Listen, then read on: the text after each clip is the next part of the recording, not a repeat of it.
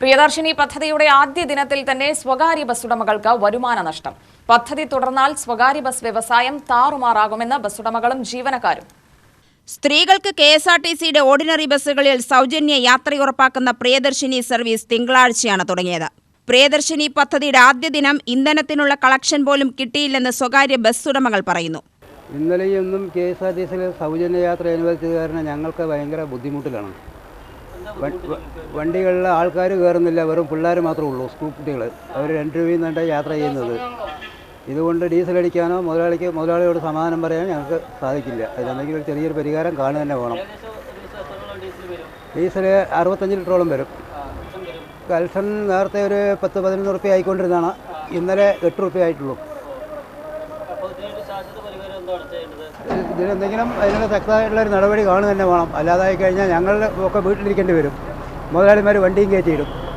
പ്രിയദർശിനി പദ്ധതി തരംഗവും ആദ്യ ദിനമായതും സ്വകാര്യ ബസ്സുകളുടെ കളക്ഷൻ ഇടിയാൻ കാരണമായി. പദ്ധതി വരുത്തിയ സാമ്പത്തിക പ്രതിസന്ധി മറികടക്കാൻ സർക്കാർ ഇടപെടണമെന്നാണ് ബസ്സുകാരുടെ ആവശ്യം.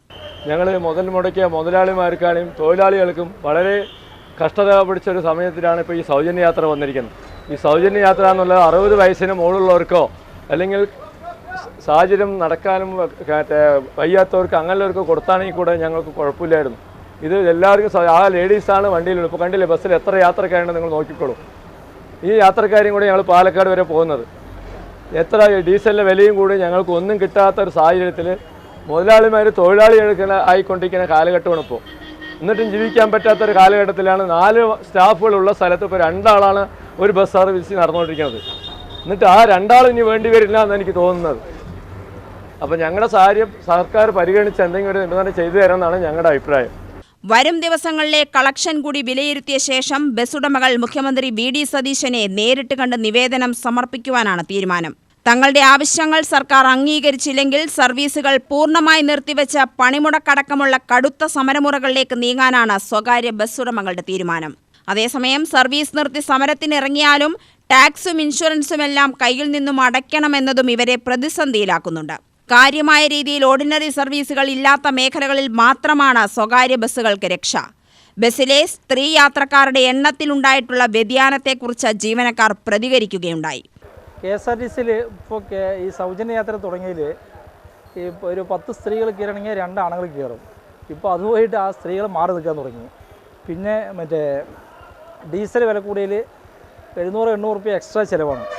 അത് കൂടാണ്ട് ഡീസലിന് തന്നെ വൈകുന്നേരം വരെ കൂടിയ മുതലാളിമാർക്ക് ഇപ്പോൾ ബാലൻസ് പറഞ്ഞു കഴിഞ്ഞാൽ ബാലൻസ് വലുതായിട്ടൊന്നും ഇല്ല. 1000 രൂപ പോലും ബാലൻസ് വരുന്നില്ല. തുച്ഛമായിട്ട് ചിലപ്പോൾ 600-700 ചിലപ്പോൾ അതും ഉണ്ടാവില്ല. ശമ്പളം ഇപ്പോൾ അവരുടെ കയ്യിൽ നിന്ന് തരേണ്ട അവസ്ഥയിലാണ് പോയിക്കൊണ്ടിരിക്കുന്നത്. ഇങ്ങനെ പോയ സ്വകാര്യ മേഖല സ്തംഭിക്കും. പിന്നെ അതുമാത്രമല്ല, ഈ സ്വകാര്യ മേഖലയിൽ പണിയെടുക്കുന്ന പണിക്കാരൻ്റെ പണി പോയി കഴിഞ്ഞാൽ അതൊരു ജീവിതമാർഗം വഴിമുട്ടുന്ന രൂപത്തിലാണ് പോകുന്നത്. അപ്പോൾ ഇതിനൊരു പോകുമ്പഴി കണ്ടില്ലെങ്കിൽ അത് മൊത്തം ഒരു സ്തംഭത്തിലേക്കാണ് പോകുന്നത്.